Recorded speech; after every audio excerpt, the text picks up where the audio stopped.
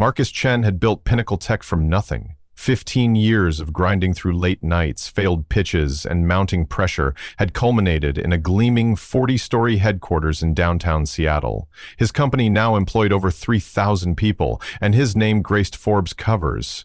Yet as he stood in his corner office that October evening, watching the city lights flicker to life below, something felt hollow. The fluorescent hum of the cleaning crew's equipment drifted through the executive floor. Marcus rarely stayed this late anymore, but a board meeting the next morning demanded his full attention.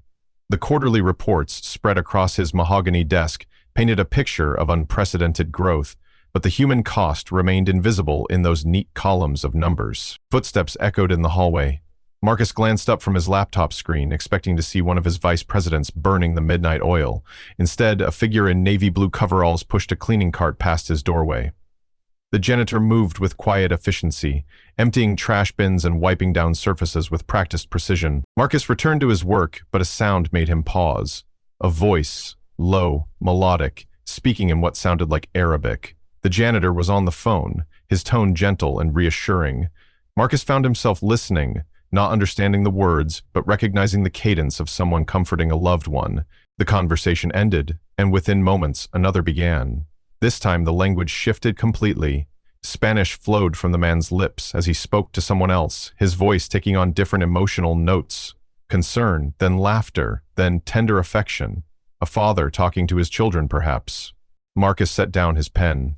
In his years of building this empire, he had prided himself on knowing his employees. He knew the department heads by name, remembered birthdays of senior staff, and made it a point to walk the floors during company events.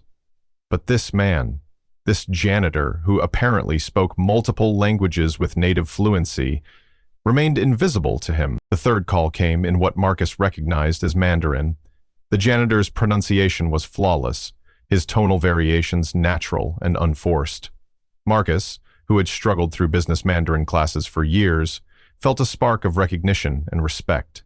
Few Americans mastered the language to this degree. French followed, then what sounded like Portuguese. Each conversation carried its own emotional weight, suggesting relationships spanning continents and cultures. The janitor paused his cleaning routine with each call, giving his full attention to whoever needed him on the other end of the line. Marcus found himself abandoning his quarterly reports entirely. He moved closer to his office door, careful to remain unseen while his curiosity intensified. Who was this man who moved through their building like a ghost, yet commanded such linguistic versatility? The sixth language sounded Eastern European, Polish, or Czech, perhaps. The janitor's voice carried a note of urgency this time, and Marcus caught fragments of what seemed like technical terminology mixed into the foreign words. This wasn't casual conversation. This was someone providing expertise, guidance, maybe even instruction. A seventh call began in what Marcus was certain was Russian. The janitor spoke with authority, his tone suggesting someone accustomed to leadership despite his current circumstances. Marcus felt the first stirring of shame. How many brilliant minds walked his halls, unnoticed, their talents buried beneath assumptions about their worth. Italian came next, musical and animated. The janitor actually smiled during this conversation, his whole demeanor brightening as he spoke to someone who clearly brought him joy. The transformation was remarkable. From the invisible service worker to someone alive with intellectual passion and human connection. The ninth language stopped Marcus cold, Hebrew. The janitor spoke with the careful precision of someone discussing something sacred, something important. Marcus realized he was witnessing layers of humanity he had never bothered to notice. This wasn't just a janitor, this was a scholar, a linguist, a man whose life experience spanned cultures and continents in ways Marcus could barely comprehend. When the final call ended, Marcus faced a choice that would define the next chapter of his leadership. He could return to his reports, pretend this revelation never happened, and maintain the comfortable distance between executive and service staff. Or he could step into the unknown and confront his own blindness. He stepped into the hallway. The janitor looked up, startled. Up close, Marcus could see intelligence in the man's dark eyes, along with the wariness of someone accustomed to being overlooked or dismissed. Lines around those eyes spoke of experience, wisdom, perhaps even suffering that Marcus had never bothered to consider. "I'm Marcus Chen. I don't think we've been properly introduced. The janitor straightened, uncertainty flickering across his features. Ahmed Hassan, I clean the executive floors. Marcus noticed the careful English, slightly accented but precise. I couldn't help but overhear your phone conversations. You speak multiple languages? Ahmed's expression grew guarded. Yes, sir. I hope I wasn't being too loud. I can keep my personal calls to break times. That's not what I meant. Marcus felt the weight of his own assumptions crushing down on him. Ahmed, what's your background? Your education? The question hung in the air like a challenge. Ahmed's jaw tightened, almost imperceptibly. Does it matter, Mr. Chen? This simple question cut deeper than any accusation. Marcus realized that Ahmed had likely faced this conversation before, the moment when someone discovered his capabilities and either dismissed them or treated them as a curiosity rather than recognizing his humanity. It should have mattered sooner. Marcus felt the admission cost him something essential about his self-image. Would you mind if we talked? Really talked? Ahmed glanced at his cleaning cart, then at the executive office behind Marcus. The symbolism wasn't lost on either of them. The immigrant janitor being invited into the CEO's sanctuary, the carefully maintained hierarchies suddenly made permeable. I have work to finish. The work can wait. Please. They sat in Marcus's office, the quarterly reports pushed aside. Ahmed perched on the edge of the leather chair as if ready to flee, while Marcus settled behind his desk before thinking better of it and moving to the chair across from his guest. Tell me your story. Ahmed was quiet for a long moment. When he finally spoke, his voice carried the weight of someone who had learned to guard his truth carefully. I was a professor of linguistics at Damascus University. I spoke 9 languages, published research on comparative etymology, taught graduate courses. I had a good life. His eyes grew distant. Then the war came. Marcus felt something twist in his chest. He had read about Syria, in abstract terms. Casualty figures, refugee statistics, geopolitical analyses. But sitting across from Ahmed, those abstractions took on human dimensions. I lost everything. My university was bombed, my research, 15 years of work, destroyed. My colleagues scattered or killed. My family and I were lucky to escape with our lives. The words came slowly, as if Ahmed was testing whether Marcus deserved to hear them.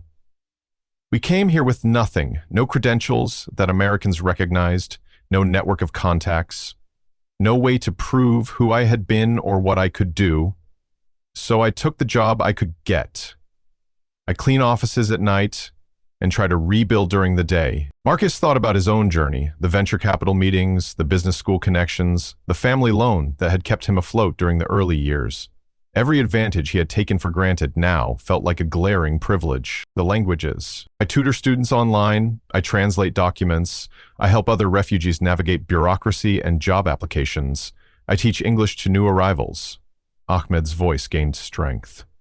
I maintain the languages because they're all I have left of who I used to be. The silence that followed was deafening.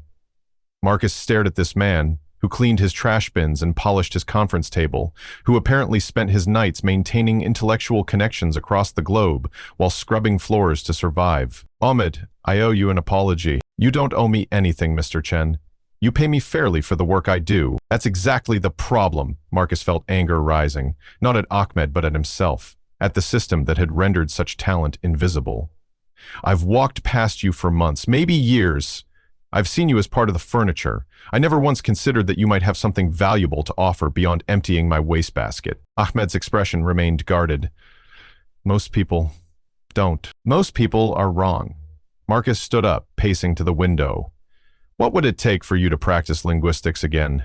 To teach, to research, to use your actual talents? Recognition of my degrees. Certification that would convince American institutions I know what I claim to know. Time to rebuild my reputation and research portfolio. Ahmed's voice carried a note of bitter resignation. Money to support my family while I do it. Connections in the academic world. Everything I lost when I became a refugee. Marcus turned back to face him. What if I could help with some of that? The question seemed to catch Ahmed off guard. Mr. Chen, I appreciate the sentiment, but no, listen to me. Really listen. Marcus felt something crystallizing in his mind. Not charity, not pity, but recognition of opportunity and justice. Pinnacle Tech operates globally. We struggle constantly with language barriers, cultural misunderstandings, translation errors that cost us millions. We hire expensive consultants for international communications. Ahmed's posture shifted slightly. I don't understand. I'm offering you a position. Head of International Communications. You'd oversee all our multilingual operations, manage cultural consulting for our overseas expansion, lead our translation services. It would be a senior position with senior compensation. The offer hung between them like a bridge neither had expected to find. Ahmed stared at Marcus with something approaching disbelief. You don't know anything about my work quality. My publications are in Arabic. My references are scattered across war zones or refugee camps. I know you speak 9 languages fluently. I know you've been managing complex communications while working a night shift. I know you're helping other people navigate one of the most difficult transitions imaginable. Marcus felt certainty growing. Most importantly, I know you're brilliant, and I've been too blind to see it. Ahmed was quiet for a long time. When he finally spoke, his voice was thick with emotion. Mr. Chen, do you understand what you're offering me? I'm offering you a chance to be who you actually are, instead of who circumstances forced you to become. The words seemed to break something in Ahmed. His carefully maintained composure cracked, and Marcus saw tears in the older man's eyes. I haven't been called professor in 3 years. Then, it's time that changed. The transformation didn't happen overnight. Ahmed's first day in his new role brought suspicious glances from colleagues who remembered him only as the quiet man who cleaned their offices. The whispers followed him through hallways as word spread that the janitor had been promoted to senior management. Marcus faced his own reckoning. Board members questioned his judgment. Some accused him of making politically motivated decisions rather than sound business choices. The story leaked to local media, framed as either inspiring human interest or reckless corporate governance, depending on the outlet's perspective. But Ahmed's work spoke for itself. Within his first month, he identified translation errors in 3 major contracts that would have cost the company millions. His cultural insights prevented a disastrous marketing campaign that would have alienated their fastest-growing international market. His language skills opened doors to partnerships that had been stalled for years by communication barriers. The real change came gradually, in ways Marcus hadn't anticipated. Other employees began looking at service staff differently. Conversations started happening.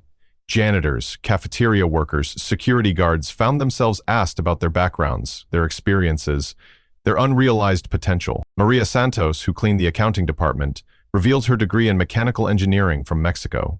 David Okafor, who worked security, had been a practicing physician in Nigeria before immigration complications derailed his career. Sarah Kim, who served lunch in the cafeteria, held a master's degree in computer science from South Korea. Marcus realized he had been sitting on a goldmine of human talent while paying consulting fees to outsiders for expertise that already existed within his own walls.